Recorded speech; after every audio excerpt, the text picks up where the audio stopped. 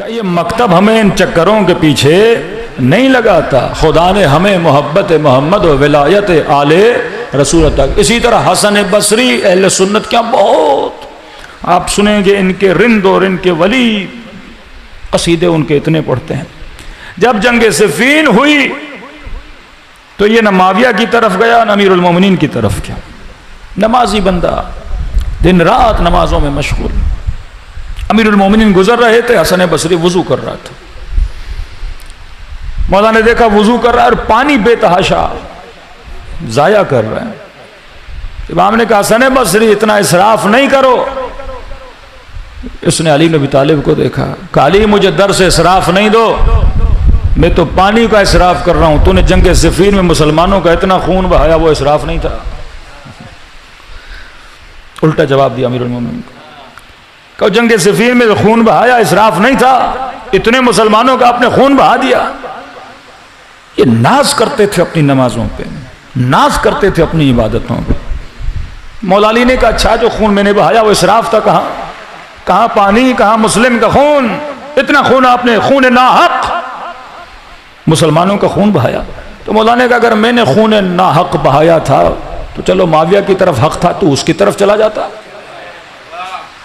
हाँ? तो खून नाहक कम बहता तो माविया का साथ देता। कहां साथ देना तो चाहता था, मैंने पूरी तैयारी भी कर ली थी, अपना घोड़ा अपनी तलवार भी तैयार कर ली थी कि माविया की तरफ जाऊं, लेकिन मेरे कान में एक आवाज आई गैब से कि न माविया का साथ दो न अली का साथ दो, जो भी इन दोनों का साथ देंगे वो जहन्नुमी है। लिहाजा मैंने किसी का साथ नहीं दिया। तो अमीरुल मोमिनीन ने मुस्कुराकर कहा तुझे पता था वो आवाज किसकी थी? तो कहा नहीं, आज तक तूने सोचा नहीं वो आवाज किसकी थी जिसके कहने पे तू नहीं गया? का नहीं, मुझे आवाज का पता नहीं था। मौला ने कहा तेरा भाई शैतान था। हाँ? कोई तीसरा रास्ता नहीं है। अमीरुल फरमाया, मौला फरमाया या हक है या बातिल है। पूरा कुरान पढ़ लो, अल्लाह ने कोई तीसरा रास्ता नहीं बताया कि तुम एक तीसरे रास्ते पर चल पड़े हो कि न मैं इसका साथ दूंगा न मैं उसका साथ दूंगा। दूसरी तरफ अबू मूसा अशअरी,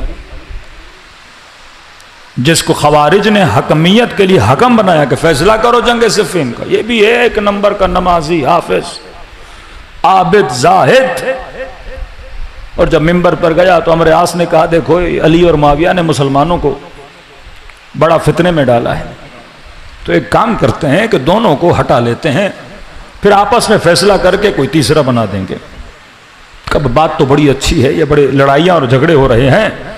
मिंबर पर गया और हाथ में अंगूठी थी, इसने हाथ से अंगूठी उतारी का बिल्कुल इसी तरह जिस तरह मैं हाथ से अंगूठी उतार रहा हूं, मैंने अली को खिलाफत से उतार दिया। अब अमर आस को कहा तुम्हारी बारी है भाई। अमर आस जब मिंबर पर गया तो इसने पहले से अंगूठी उतारी हुई थी, और जब बैठा तो इसने फिर अंगूठी पहनी का मैं बिल्कुल इसी तरह जिस तरह अंगूठी पहन रहा हूं माविया को खिलाफत पर बैठा रहा हूं। शोर शराबा हो गया। उसने कहा अमर आस तूने मुझे धोखा दिया, तुमने कहा दोनों को हटाते हैं। कहा जो धोखे में आए वो मुस्लिम कैसा। अमीरुल मोमिनीन क्यों कुएं में सर डाल के गिरिया करते थे? अहले विलायत की कमी थी, विलायत शनासों की कमी थी।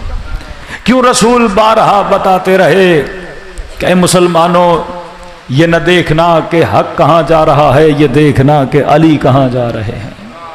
क्यों बारहा निशानियां देकर इंसानों के अक्ल शऊर को क्या करते रहे?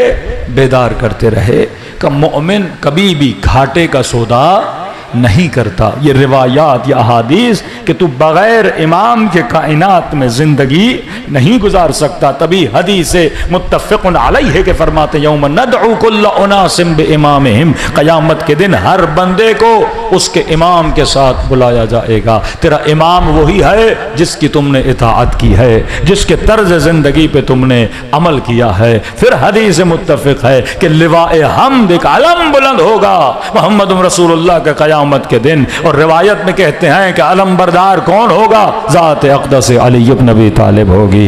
ये जो हदीस या अली अंत क़सीमुन नार वल जन्ना, ऐ अली तू जन्नत और जहन्नुम को तकसीम करने वाला है। बाज़ लोग ये समझते हैं कि मौला वहाँ पे खड़े होंगे और कहेंगे तू इधर जा तू इधर जा।